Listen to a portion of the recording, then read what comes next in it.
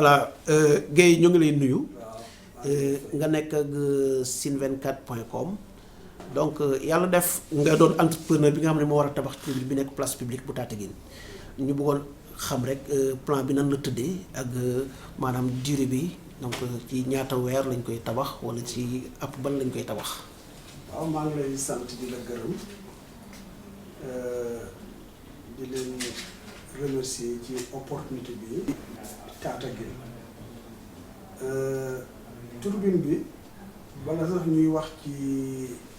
ni ñu koy defaree yooyu œuvre bu ñu koy defar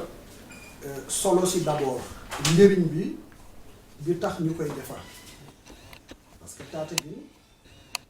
dëkk bu mag la dëkk bu am solo la ci département Fatick dëkk bu am solo ci Sénégal je veux dire parce que bokk na ci dëkk yi nga xam ne tey ku fi dëkkul mu doon dëkk cosaan doon dëkk bu yàgg donc bu àdduna doxee ba doomu Tataguine tey war a épanouir war a bëgg war a taxaw kii dañ ko war a defal infrastructure yoo xam ne dafa dëppoo ak jamono loolu moo tax ñu xalaat tribune bi xool que ne place publique la nit ñi bu ñu ñëwee war nañoo nekk à l'aise pour seetaan lépp loo xam ne dañ ko fay produire. ci échange boobu toogin bu baax respecté wu ku leen fa fekk gën leen a respecté gën leen naw parce que avec jamono fu nekk nii nu mu xarañe ak tig beeg lépp image yi du dem fenn fu fépp fu nekk lépp lu ñu def war na ko def ci cadre boo xam ne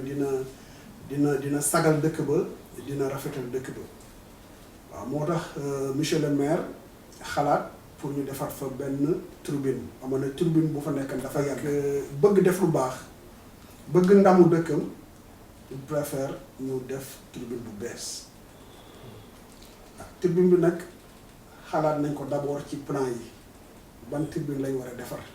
naa discuter génne nañ fi plan génnewaat plan ba tase génne daal beneen plan boo xam ne daal d'accord nañ ne daal mooy gën a rafet moo gën a dëppook jamono su paree ñu xool ko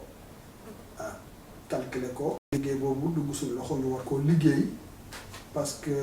au-delà même ay affaire entrepreneur désormais partenaire lañ ak mairie bu Tataguine parce que boo fekkee nit koo xam ne dafa bëgg a liggéey yow it nga bëgg a liggéey loolu du lu hasard yàlla moo leen boole pour fa ngeen di nekk yàlla defal leen fa ndam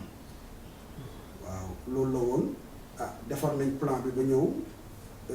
d'ailleurs dama koy yóbbu à l'urbanisme bi ñu kii liggéey bi moo ci des pour l'instant fu mu nekk nii. léegi ñaata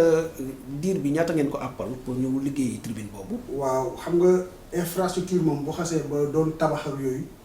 diir bu gën a gàtt ci ñetti weer lay doon waaye fu mu nekk nii comme que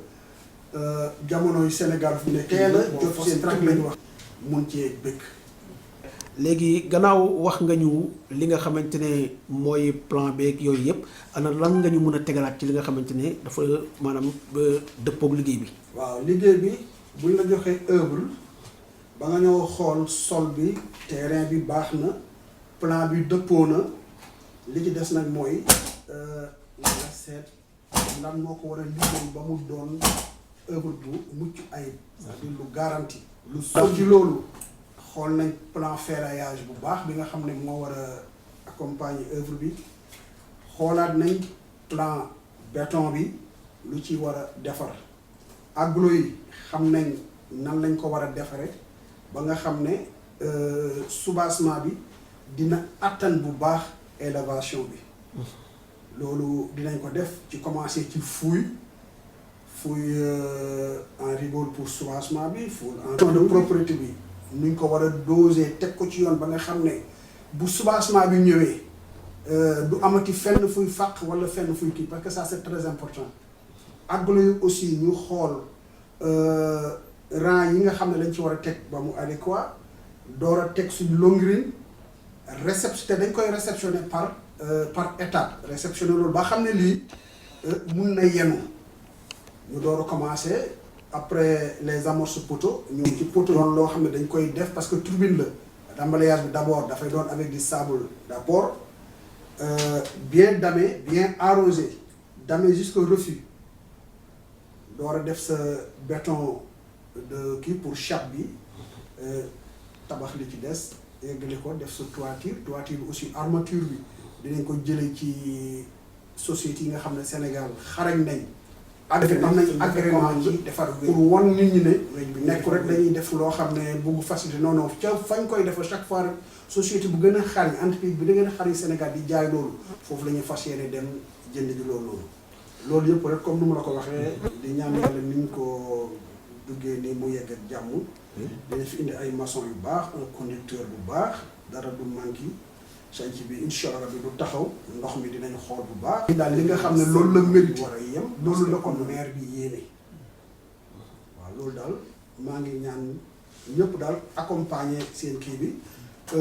d'ailleurs même bu ñu commencé liggéey yi képp ku fa ñëw dina y aura des visites de chantier y aura aussi des réunions de chantier. ubbi wuñ suñ porte lenn dañoo war chantier noonu la ñu ko war a def bu ñu koy def dëkk bi dañoo war a ñëw di ko xool pour xool ne ñii lu leer la ñuy tabax. lu baax la ñuy tabax. surtout nekkul ci àll ci penc mi la nekk.